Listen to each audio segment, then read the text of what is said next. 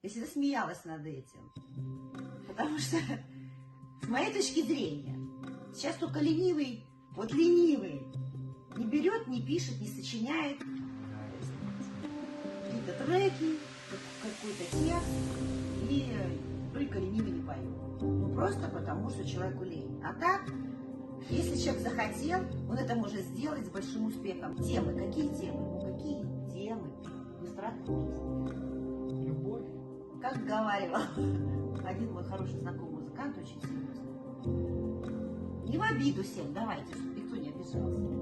Вечно что там? Сопли в сахаре. И вот все разводят, только детей.